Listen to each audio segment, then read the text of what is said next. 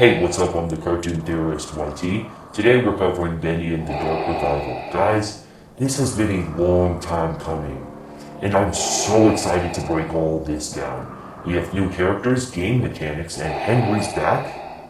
With that said, let's start the show.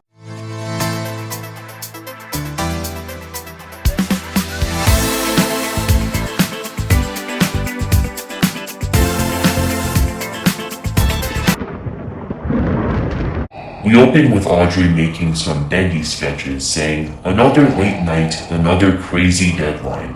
The game designs have significantly improved. If you look back on how Joey looked and now how Audrey looks, you can see the improvement. We cut to this long hallway where we see at the end Joey Drew. And later, when we see Wilson, a poster says Joey Drew, the man and the demon. Now, I heard a theory that perhaps this guy who we assume to be Wilson might be Nathan Arch, who bought the rights to Bendy. If we look back in the Bendy and Ink Machine book, Nathan says he bought it from the estate of Joey Drew. This implies Joey Drew has died, or did he? You see, I believe that Joey is the Bendy from the first game. We even hear Henry say in a hidden audio file, "Joey," when Bendy appears. So, Nathan acquires the rights to Bendy by making Joey disappear. The Bendy we see at the end of the trailer may be Henry, but I'll explain that later.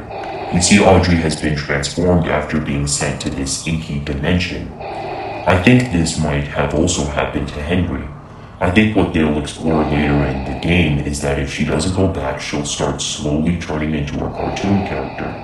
The evidence for this is how she looks on Earth versus in the studio. I say all this because the Bendy we see at the end of the trailer may be Henry. After being stuck in this hellhole loop, he has turned into a version of Bendy.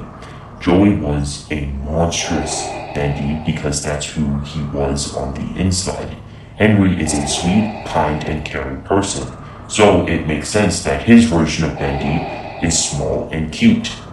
He might have gotten to this state by being trapped so long in the studio. Further evidence of this is it's a big reveal, and the one person we haven't seen in this trailer who is still trapped in the studio is Henry. On top of that, if you go to the website, this Bendy is seen standing next to Audrey, and if this were the same Bendy as the first game, why is he on the hero side?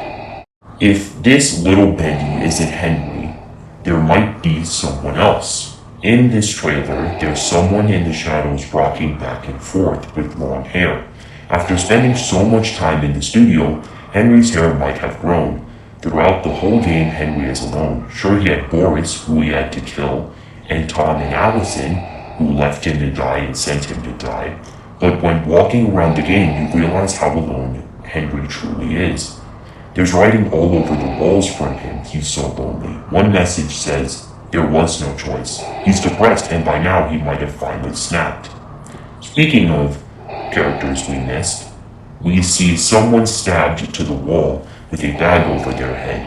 This is Sammy Lawrence. He worships the Ink Demon. Also, why would they have a bag over his head unless he were someone important? This might lead us to pulling off the bag to reveal it's him. Also, just like Sammy, this person has shoes and 4 fingers.